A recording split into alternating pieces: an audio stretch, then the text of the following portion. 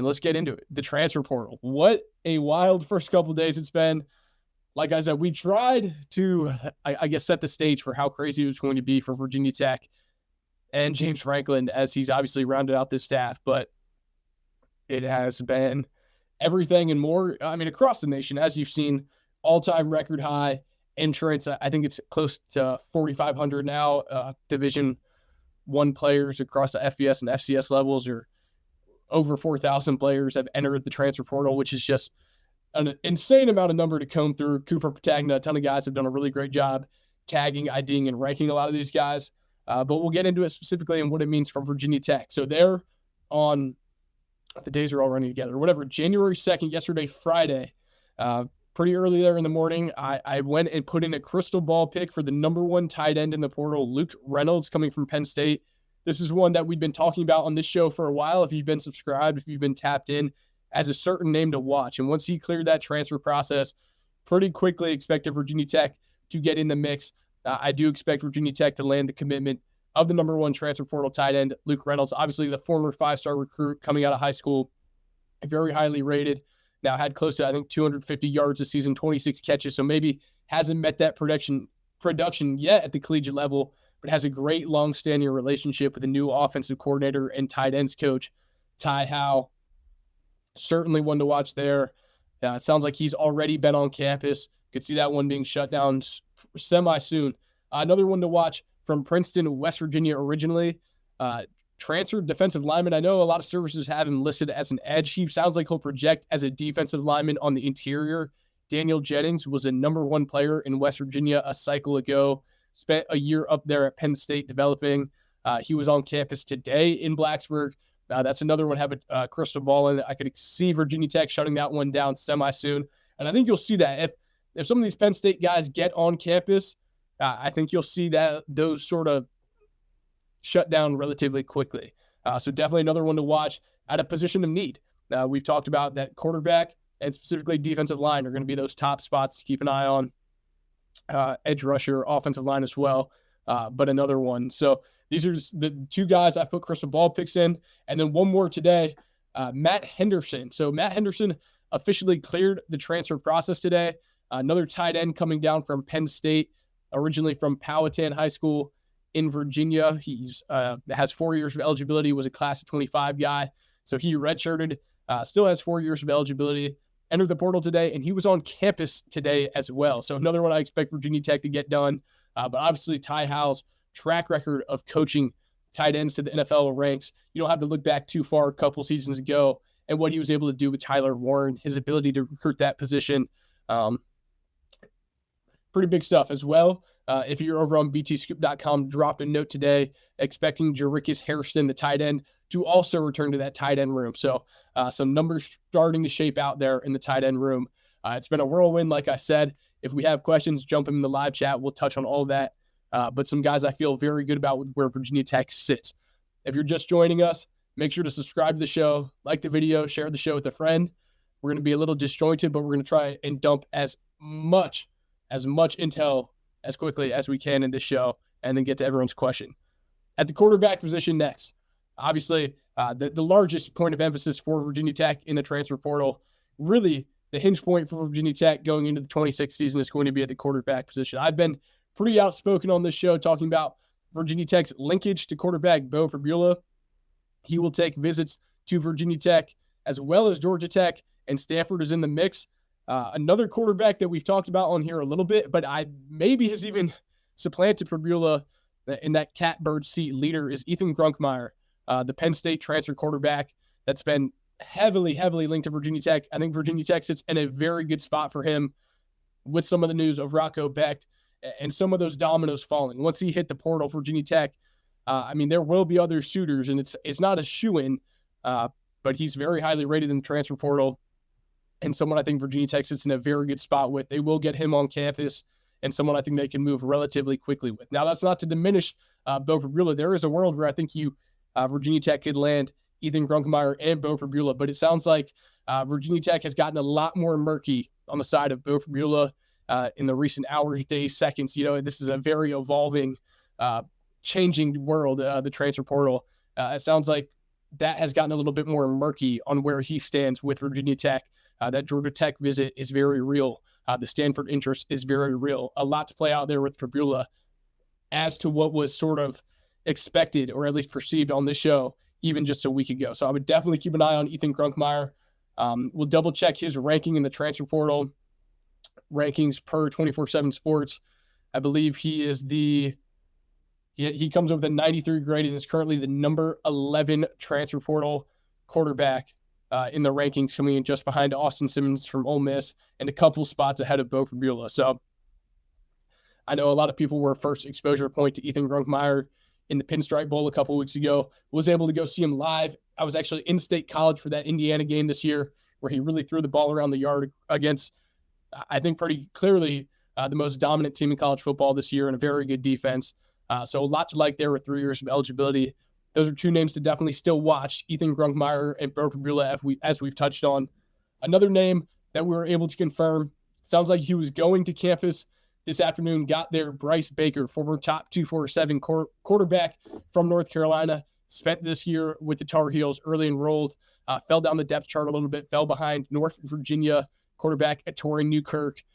And sounds like, so he hit the portal, sounds like he visited Virginia Tech today and tomorrow.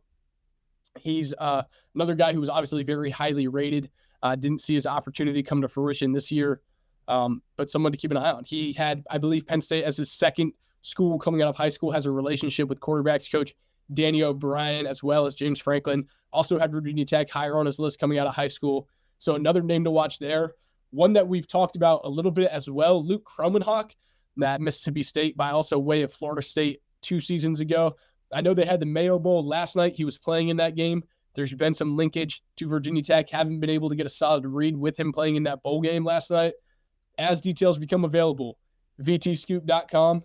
Make sure you're following on all the socials. It's going to be very important right there on X at Kolby_Crawford and on vtscoop.com for all the updates. We'll be going live on here a ton, so make sure to subscribe, share the show with a friend, and we'll get into all the questions you have.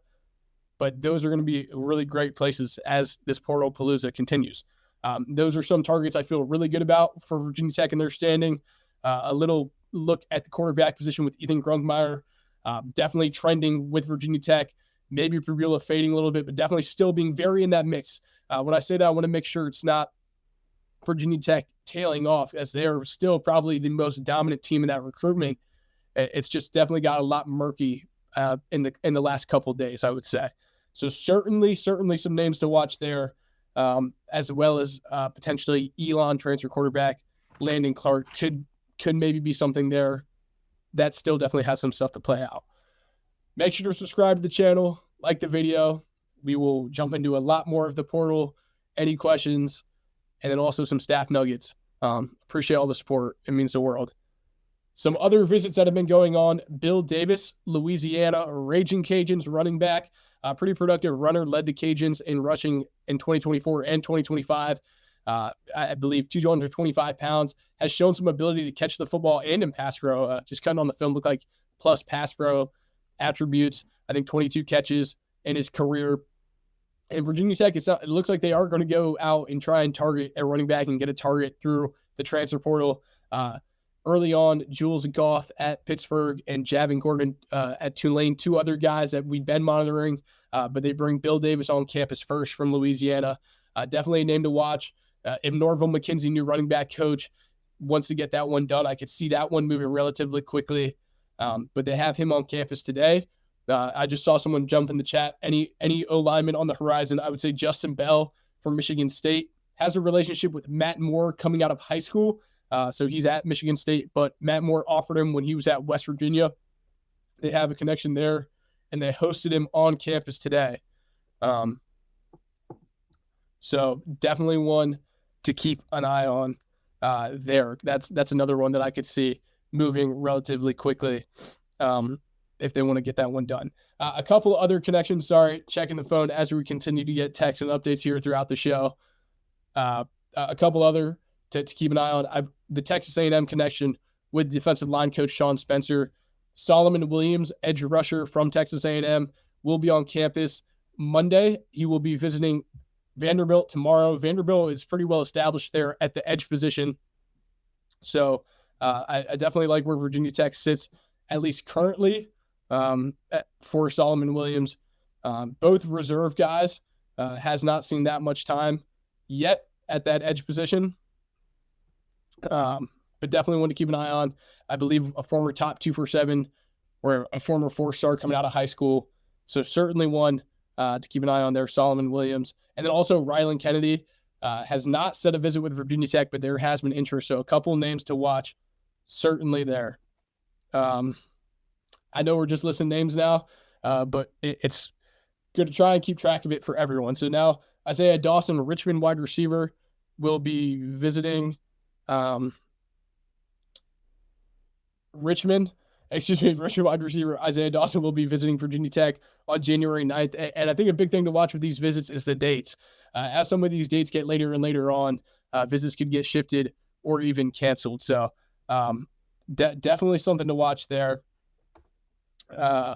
Cameron Morgan, outside linebacker, edge rusher from Baylor, is set to visit January 7th. He'll have some big competition, was a former 4-star guy as well. A couple wide receivers to keep an eye on. Corey Scott from West Florida will be visiting Sunday. He's got some other big suitors, and Jeremy Scott from South Alabama, a couple names to watch. Beef, I see a lot of questions about the offensive line. Ori Williams from LSU will visit Virginia Tech. Still working on figuring out that date, but he'll have some other larger suitors as well, looking at him. So that'll certainly be one to keep an eye on, as Virginia Tech is going to have to build out the trenches. A name that I dropped over on VTScoop.com today, Jeff Exenor Jr., top 247 wide receiver from a cycle ago. Virginia Tech was very heavily involved coming out of, I believe, McDonough High School. That will be another one to certainly watch. Has a connection with Fontel Mines, Ty Howell, to see how they want to move there. Not sure how much other interest there will be. They're definitely going to go get a specialist at the punter position, working on back channeling some of those names. Paul and Benga, I believe, from LSU could also be in the mix. I see someone in the chat saying, is Chaplin in the mix? Do not see them going to pursue Xavier Chaplin. Landon Ellis from, I believe, LSU is a name that I could see visiting. Was at Richmond and Richmond, and then JMU cornerback, who I think a lot of people got exposed to there in the college football playoff, is a name that I could see visit as they attack there. Owen Waffle, Michigan recruit, and then went to Penn State. That's another guy I think they could get on campus. And those Penn State guys, if they get them to campus, I could see shutting down relatively quickly. So another guy in the portal. And then Christian Harrison, Cincinnati DB, I could see them attack. Another name that just jumped to mind, and I see in the chat, Chris Jones, former, I believe, 5-star linebacker coming out of Stafford, Virginia, or high 4-star, top 247 linebacker from Fairfax, Virginia. Chris Jones, early schools to watch, hasn't set any visits, but Virginia Tech, UVA are a couple schools to watch there. Oklahoma State, sounds like Tulsa, Colorado State, a couple of those other names, but obviously was at Georgia with Chris Cole, those top of the class guys.